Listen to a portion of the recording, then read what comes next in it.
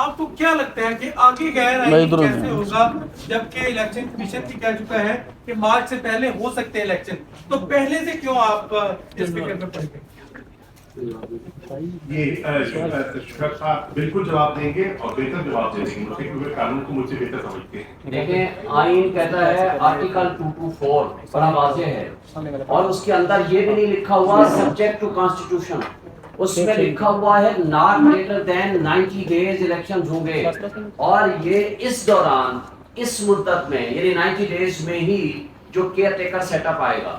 اور جو شاہ صاحب نے واضح کر دیا، سپریم کورٹ میں خواجہ آصف جو سابق ڈیفنس منسٹر تھے، جو سپریم کورٹ میں گئے تھے اس کی وضاحت طلب کرنے کے لیے، سپریم کورٹ نے اپنی رپورٹڈ ججمنٹ میں 2013 CMR 1205 میں یہ واضح کیا ہے کہ کیئر ٹیکر سیٹ اپ ایک پوسٹنگ ٹرانسفر بھی نہیں کر سکتا، پروموشن بھی نہیں کر سکتا، ان کا کوئی کام نہیں ہے سوائے اس ایک کام کے، اس اوریجنل پیریڈ میں فیسیلیٹیٹ کرے for the purpose of holding free and fair election. جس دن یہ مدت ختم ہوگی تو یہ بھی اگر یہ آگے چلتے ہیں تو یہ محسن نقوی کی طرح یا KPK کے چیف منسٹر کی طرح یہ بھی انکانسٹیٹیوشنل ہو جائیں گے، کیونکہ آئین صرف اس بات کی اجازت دیتا ہے ناٹ لیٹر دین 90 days، اس کے علاوہ کوئی اور چیز نہیں ہے.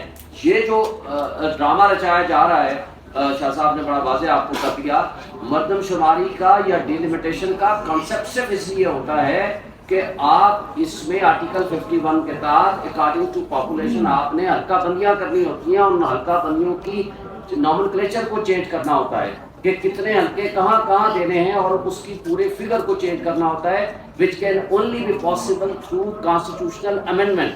آئین میں ترمیم کی ضرورت ہے، اور اگر جیسے یہ سنسیئر تھے 30 اپریل کو لاسٹ ڈیٹ تھی اور مئی میں یہ فائنلائز ہو گیا، مئی جون جولائی اگست تک یہ انتظار کرتے رہے، 4 دن پہلے یہ نوٹیفائی کر دیتے ہیں کیونکہ ان کو نظر آ رہا ہے کہ یہ عمران خان کا اور PTI کا مقابلہ نہیں کر سکتے.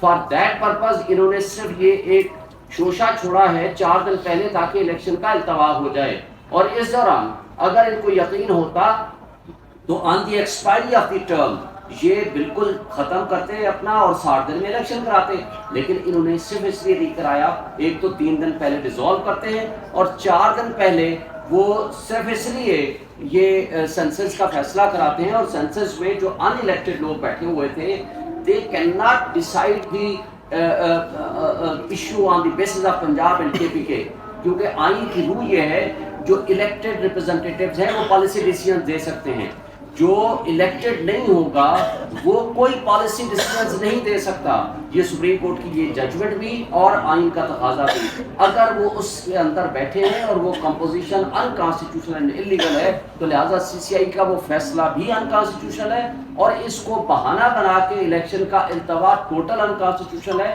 اور ہم سپریم کورٹ میں قریشی صاحب سر 2 سوالات ہیں آپ کے. قریشی صاحب سر 2 سوالات ہیں آپ سے. جس طرح آپ نے کہا PDM کے حوالے سے، جو PDM اور اس کی جو جماعتیں تھیں انہوں نے سینسس کے حوالے سے جو کچھ کیا، کچھ ایسا ہی نہیں نظر آ رہا خود قتل کر کے آپ اب اوروں سے پوچھتے ہیں کیا ماجرا ہوا، کہ خود ہی CCI میں منظوری دیتے ہیں اور اب کہہ رہے ہیں کہ ہمارے ساتھ کیا ہوگا.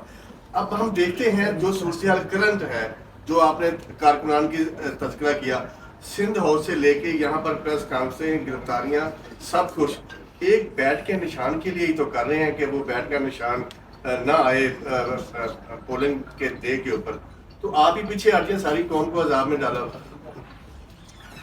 دیکھیے بیٹ کا نشان ہمارا حق ہے، بیٹ کا نشان ہماری پہچان ہے. 2013 کے انتخابات تحریک انصاف کس نشان پہ لڑی؟ بیٹ. 2018 کا الیکشن ہم کس نشان پہ لڑے؟ بیٹ. آج ہم تقاضا کیا کر رہے ہیں؟ بلے کا. ضمنی الیکشن ہوتے ہیں تو یہی الیکشن کمیشن ہمیں بلے کا نشان دیتا ہے. لوکل گورنمنٹ الیکشن ہوتے ہیں تو یہی الیکشن کمیشن ہمیں بلے کا نشان دیتا ہے. اب اس کو اگر ابہام میں ڈالا ہوا ہے، میں زیادہ بات اس لیے نہیں کروں گا کیونکہ اس پہ بھی ہمارا مسئلہ الیکشن کمیشن کے سامنے ہے، اور علی ظفر صاحب نے غالباً منگل کو وہاں پیش بھی ہونا ہے ہمارا موقف پیش کرنے کے لیے. دیکھیے بلے سے نہ گھبرائیں. اگر آپ سمجھتے ہیں کہ آپ کی کارکردگی اچھی تھی इन 16 माह में, और लोग बहुत मुतमईन हैं क्योंकि पेट्रोल जो है वो खासा सस्ता हो गया है और हर तबका उससे मुतमईन है।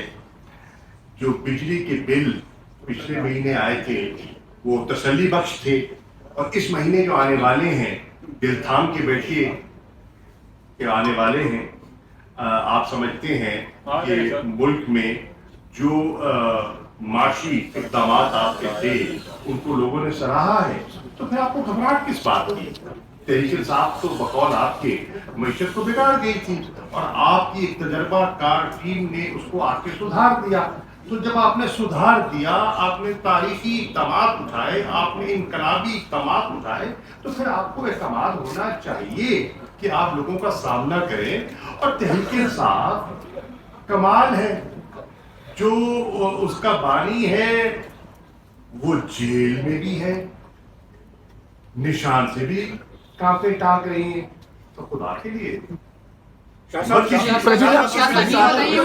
साहब सर ये बताएं कि क्या आप किसी सर दो सवालात हैं सर आपसे।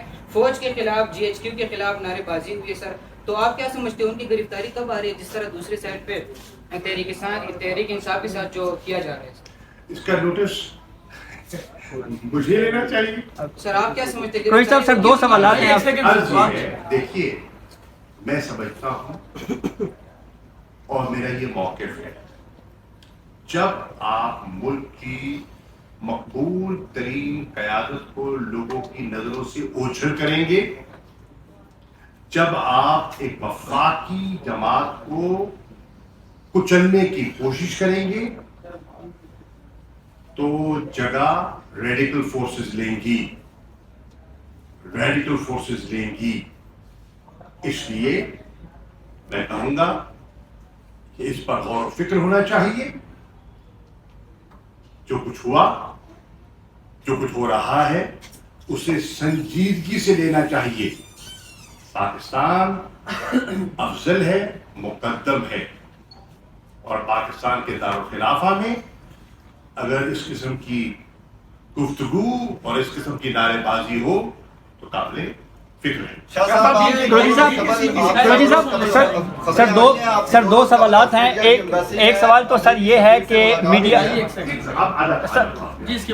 सर दो सवालात हैं। एक सवाल ये है, मीडिया रिपोर्ट्स में ये कहा गया कि आप किसी डील के तहत बायर हैं, इज इट ट्रू? और सेकंड क्वेश्चन ये है कि आप भी इलेक्शंस डिले के ऊपर तहफ़्फ़ुज़ात का इज़हार कर रहे हैं, पाकिस्तान पीपल्स पार्टी भी कर रही है, तो क्या आइंदा आम इंतखाबात में पाकिस्तान पीपल्स पार्टी और PTI इत्तेहाद कर सकती है? देखिए, पहली बात तो ये है कि मैंने इसी प्रेस कॉन्फ्रेंस पे मैंने पाकिस्तान पीपल्स पार्टी से गुजारिश की है, उनके नामवर कायदीन ने अपना मौक़िफ़ वाज़ेह किया है कि वो 90 दिन के अंदर इंतखाबात चाहते हैं। अगर वो 90 दिन के अंदर इंतखाबात चाहते हैं तो हमारे मौक़िफ़ और उनके मौक़िफ़ में एक मुमासलत आ गई। जमात इस्लामी ने इस पर पोजीशन ली है और जमातों ने पोजीशन ली है। तहरीक इंसाफ संजीदगी से गौर कर रही है कि इस एक मिफाती एजेंडे पर इलेक्शंस विदिन 90 डेज, इस पर क्या मशावरत हो सकती है और सियासी तबादला ख्याल हो सकता है, और इसको कोर कमेटी में ले जाने का इरादा है।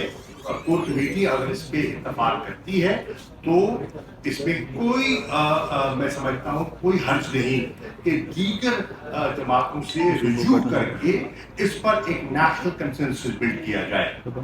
सर डील वाला सवाल सर डील वाला सवाल था, साहब डील वाला सवाल उसको मैं अहमियत नहीं देता कि उसमें हकीकत नहीं है।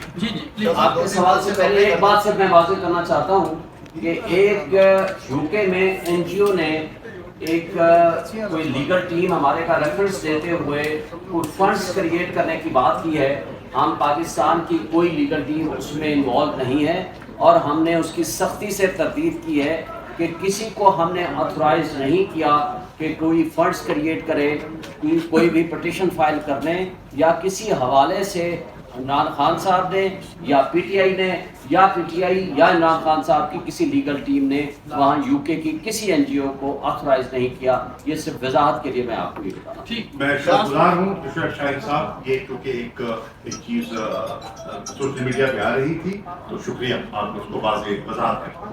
ایک اور جو خبر ہے 2-3 روز سے میڈیا کی زینت بنی ہوئی ہے کہ آسٹریلیا کی ایمبیسی میں جو امریکی سفیر ہیں ان کی آپ کی ساتھ طویل ایک ناشتے کے ٹیبل پہ نشست ہوئی ہے اور عمران خان کی رہائی سے متعلق آپ نے ان سے بات چیت کی ہے اور مغربی جو سفیر ہیں ان سے بھی تحریک انصاف رابطے میں ہے، تو اس پہ کیا کہیں گے آپ؟ دیکھیے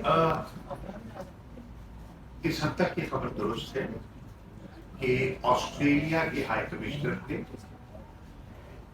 تحریک انصاف مجھے اور کچھ ساتھی کو دعوت دی اور ناشتے پہ ملاقات کی، جس ملاقات میں اہم ایمبیسڈرز موجود تھے جس میں امریکہ کے سفیر بھی موجود تھے. ہم نے جو ملک کی سیاسی صورتحال ہے ایوالو کر رہی ہے اپنا موقف پیش کیا انتخابات کے بارے میں، جو ہمارا کانسٹیٹیوشنل موقف ہے جو میں نے پیش کیا آپ کی خدمت میں، اس پر تبادلہ خیال کیا، اپنا موقف پیش کیا. جو ہمیں تشویش لاحق ہو رہی ہے، رائزنگ ٹرینڈ آف ٹیررزم ہم دیکھ رہے ہیں ملک میں، آئے دن انسیڈنٹس ہو رہے ہیں. مثال کے طور پر پچھلے 12 ماہ میں صرف خیبر پختونخوا میں تقریباً 94% ٹیررسٹ انسیڈنٹس میں اضافہ ہوا ہے. ریجنل سچویشن اس کا پہ کیا امپیکٹ ہوگا اس کا، اس پر تبادلہ خیال ہوا. تو ہماری اس پر اچھی گفتگو ہوئی.